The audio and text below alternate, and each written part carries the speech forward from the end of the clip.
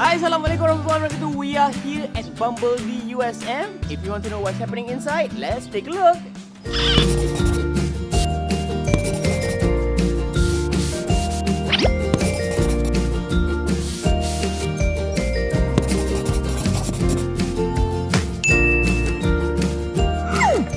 Hi, Assalamualaikum and a very good day to everybody who are watching today's episode. Today we are going to discuss one of the most important topic for a student, which is called study smart, not study hard, or what I name it as smart success. So when we talk about study smart, not study hard, we are talking about it's not the amount of hours that you put in your study, but instead we are talking about the method that you use in your study.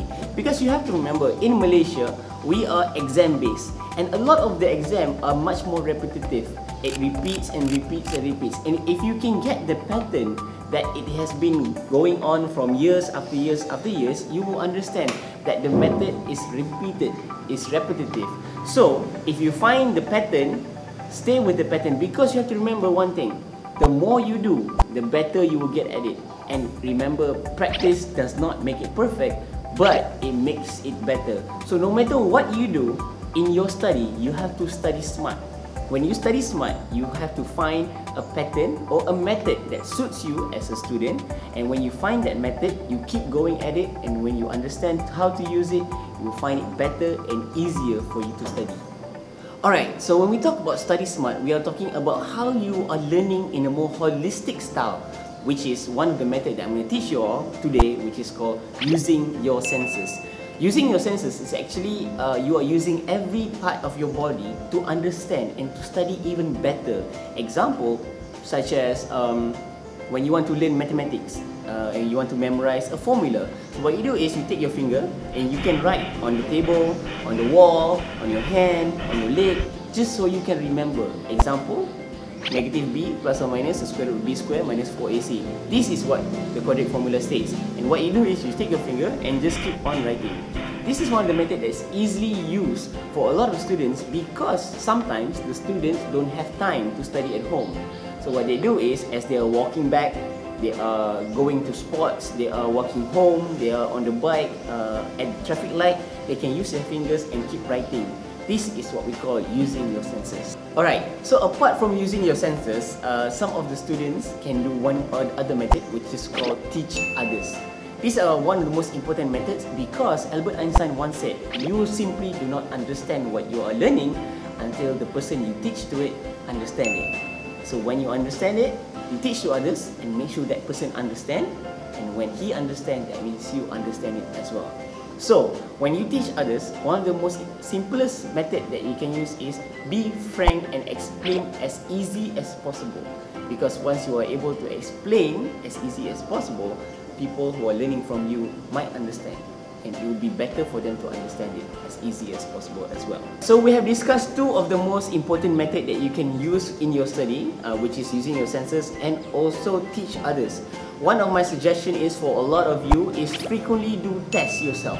Because when you test yourself, you are able to know what you have learned and what you need to improve on. So frequently test yourself. This is another method you can use, because a lot of students, they use this medium to understand what do they understand and what they do not understand.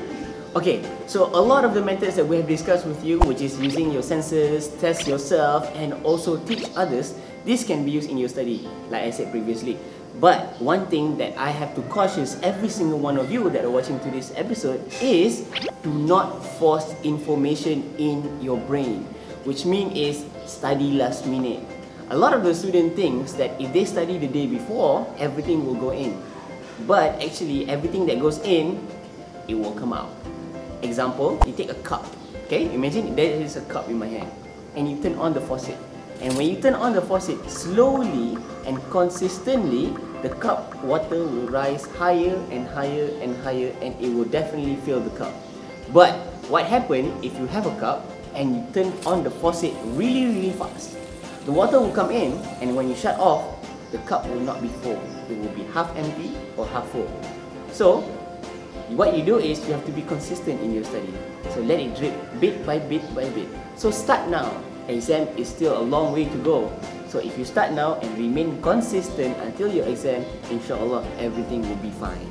Alright, so I hope everybody can take note about this method, and you have to remember, you have to study smart, not study hard. So we have come to the end of the conclusion of today's discussion. I hope everything that was discussed today really make an impact or helpful to a lot of the students that are watching today's episode.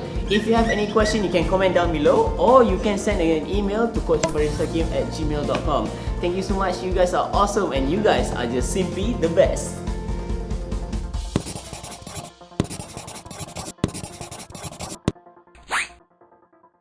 Hi, Assalamualaikum warahmatullahi wabarakatuh. I'm Faris Hakim. If you love my video, you can hit subscribe, or you can like and share, or you can visit me at my social media down below. I'll see you guys there. Bye bye.